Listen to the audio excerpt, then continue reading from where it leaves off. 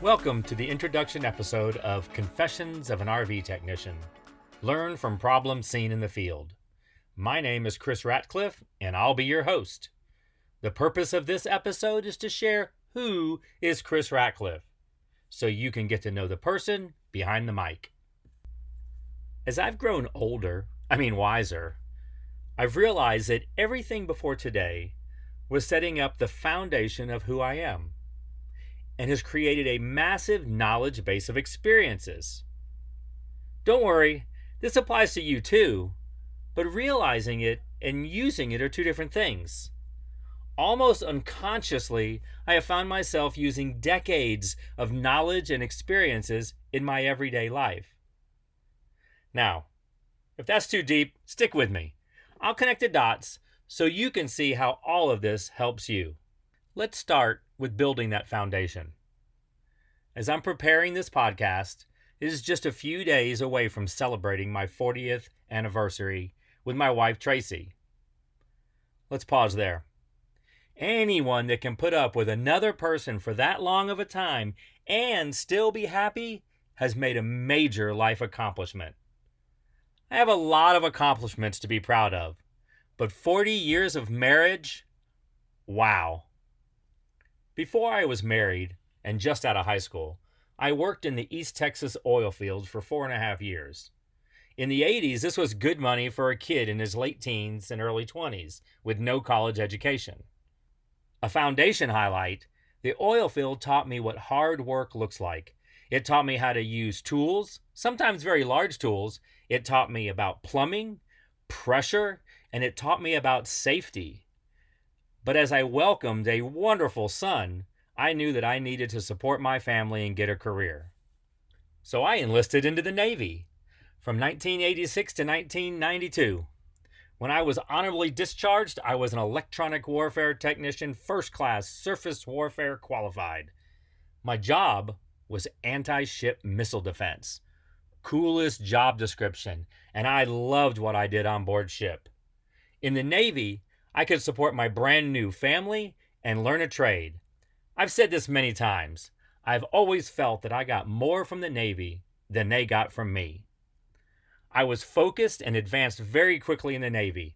I became a supervisor at an early age, and I laid more of my foundation by gaining an electronics, hydraulics, and troubleshooting background. I learned the value of processes, and I learned what success looked like. After 6 years in the Navy, I worked for the Department of Defense, rewriting and reverse engineering thousands of pages of technical manuals. My value to this project was that I was previously the end user. I was the technician we were writing these manuals for. I knew what the user was thinking and their working environment on board the ship. This introduced end user empathy and was my foundation to becoming a user experience professional. Okay, now, just a second here. This is just the highlights. I'm not trying to do a complete resume here. I'm just creating building blocks and having some fun along the way. I'm trying to help you understand how I became who I am as an RV technician. Okay, let's get back to family. There is nothing more important than family.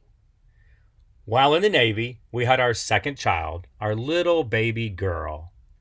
Those two wonderful children are now grown adults and married. So our family of 4 is now a family of 6, and we gained a daughter-in-law and a son-in-law.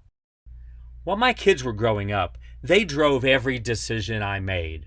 If I was even late to one of their games, dances, or school functions, I was a total asshole to whoever or whatever caused me to miss those precious moments. They were my life, and there was nothing more important, and it was a whole lot of fun. For about 20 years, I worked as a user experience professional, doing task analysis and user research for web pages and applications.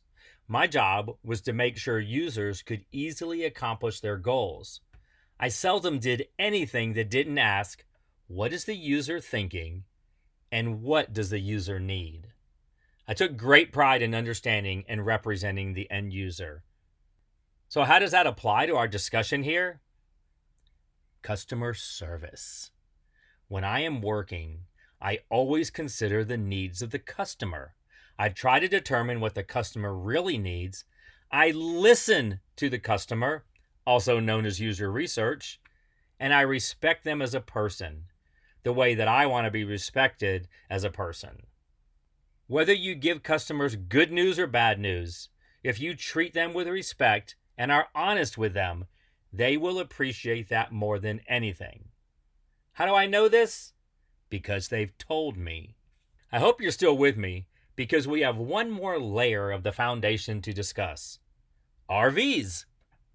Sometime in 2015, my wife said, let's sell everything and buy an RV so we can travel and explore the country.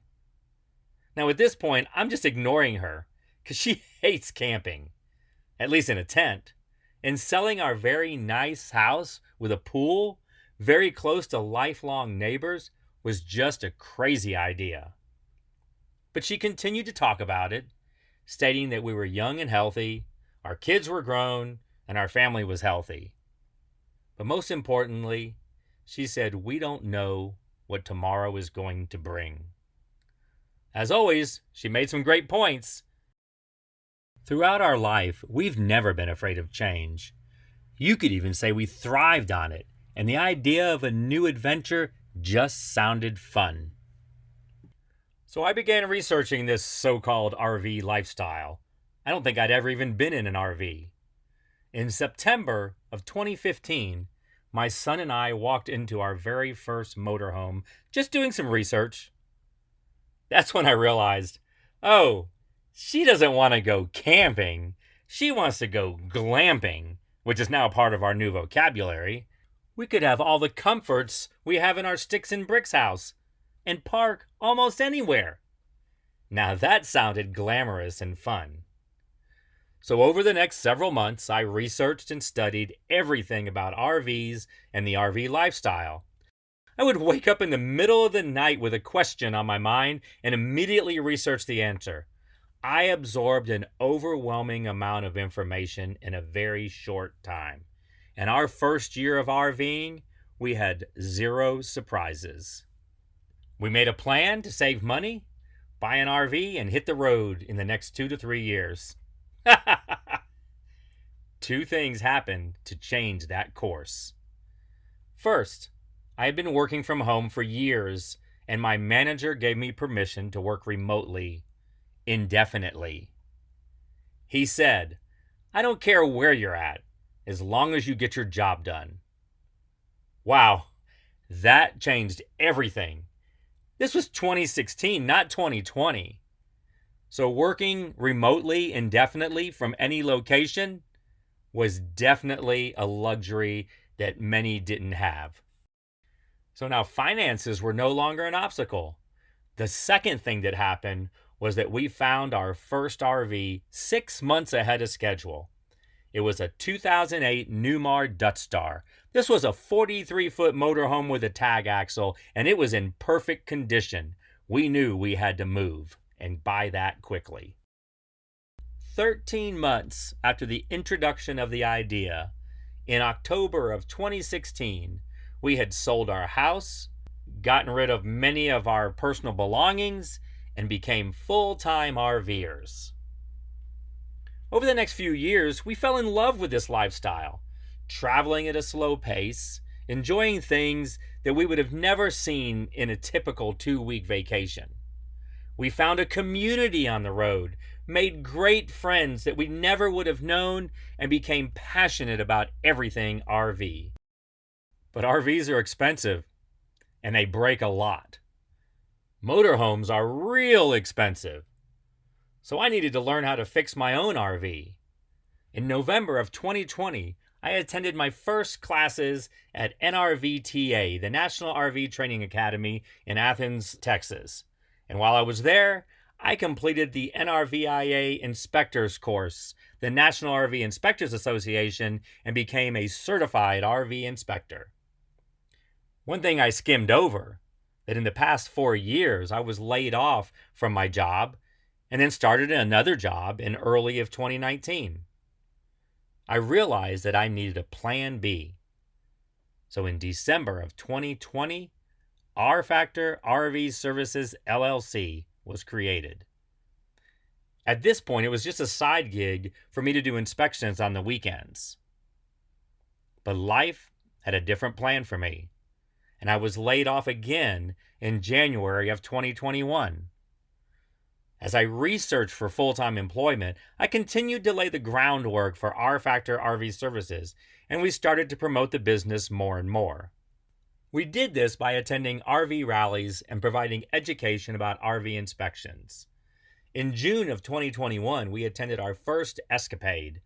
And this is a huge rally with over 700 RVs put on by the Escapees RV Club, and we were there as a vendor. We were only there to promote the inspection business and do some AC services. But the leaders of Escapade asked if I'd be willing to take on some technician jobs. Now at this point, I was a registered technician with a basic knowledge of RV systems. Of course, with my diagnostic and troubleshooting background, I knew more than I realized. I had gained a lot of general RV experience by now. By no means was I an expert, but the pieces of my foundation started to come into play, and that included customer service.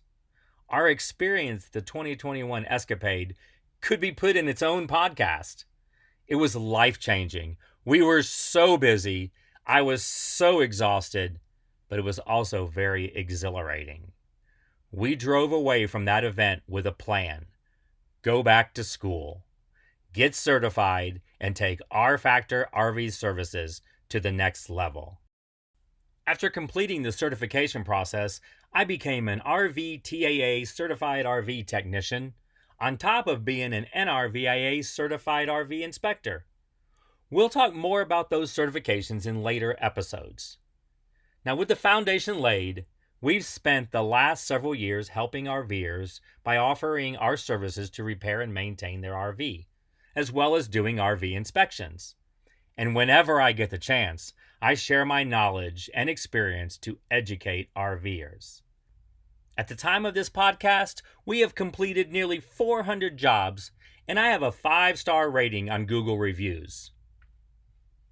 Thank you for listening. Just like being an RV technician, this was a lot more fun than I expected. You've been listening to Confessions of an RV Technician. Learn from problems seen in the field. Until next time, safe travels and explore with confidence. And be sure to subscribe to our channel so you know when the next confession is released.